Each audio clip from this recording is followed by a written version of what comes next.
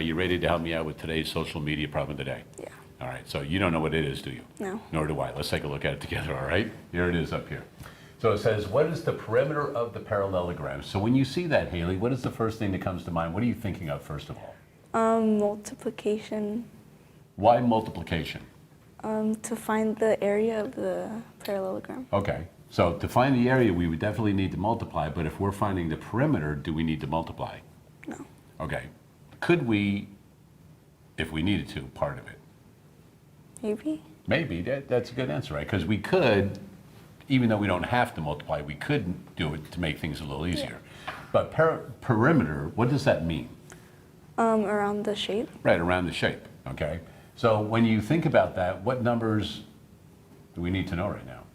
6 and 8. Okay, so that line in the middle that's dashed, do you have any idea what that's in there for? Not really. Okay, so that's going to come into play here in a little bit.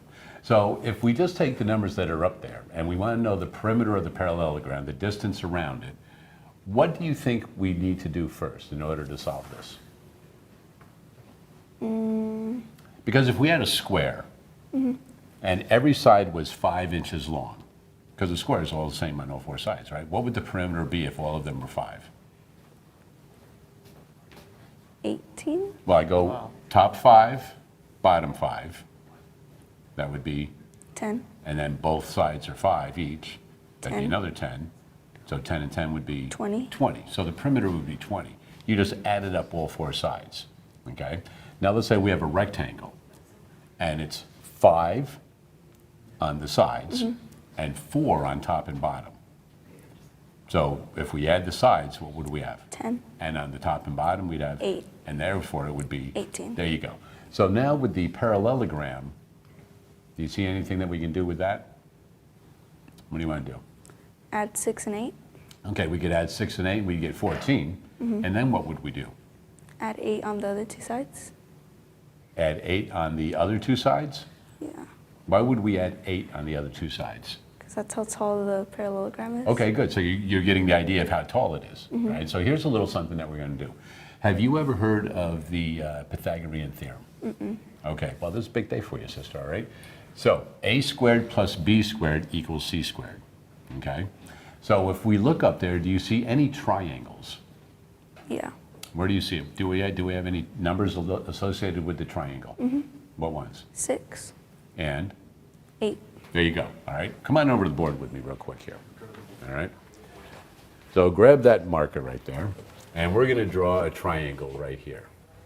And we're going to make this 3 inches. This is 4 inches. Okay? And we don't know what this one is yet. Okay? But we're going to take a squared plus b squared is going to equal c squared. So we're going to make this a, b, and c. Everything good so far? All right. So if we take 3 squared, do you know what 3 squared is, what that means? Yeah. What is that? 3 times 3 to the second power? Right. Which is 3 times 3, right? And what is 3 times 3? 9. All right, so why don't you go ahead and put a 9 there. All right, now we're going to go plus, so you can put your plus sign. Now we need to do b squared, and b is 4, so what do you think that's going to be? 16. All right, so go ahead and put that there. Now, put your equal sign, and what does that equal? 25. But that's with the number squared. So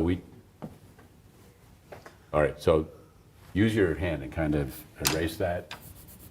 There you go. So a was 3, and we squared it to get 9, okay? 4 is squared, and we used it to get 16. So that means we have to square some number to get 25. So what number times itself would give us 25? 5. All right. Squared. So what would c equal? 5 squared? Good. So if you had to label c with a question mark, what is that? 5 squared. So it's going to be 5 inches. Oh, 5 inches. Does that make sense? Yeah. Right? So if we go 3 squared plus 4 squared, we're going to get 5 squared. Because the whole thing has to add up to 25. All right? So let's come on back over and we'll take a look at this problem. So here we saw that we had a 6 and an 8.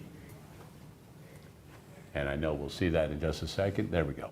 So think about a squared, b squared, and c squared. So let's make 6 the a squared. All right, so what is 6 squared? So 6 times 6? 36. 36, all right. Now let's take the 8. What is 8 times 8? 64. Good. So now we have 36 and 64. If we add them together, what do we get? You want to write it on the board, 36 and 64? Yeah. All right, go ahead and write that over there. So take 36 and add 64 to it, and then let me know what you get.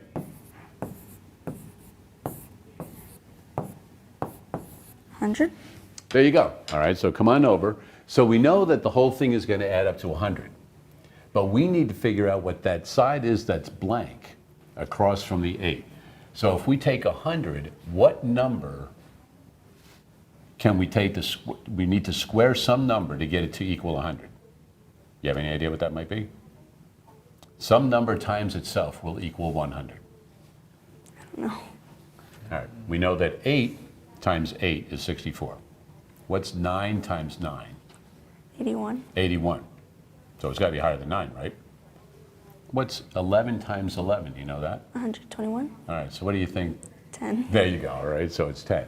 So if the other side is 10, all right, we know the bottom is 8.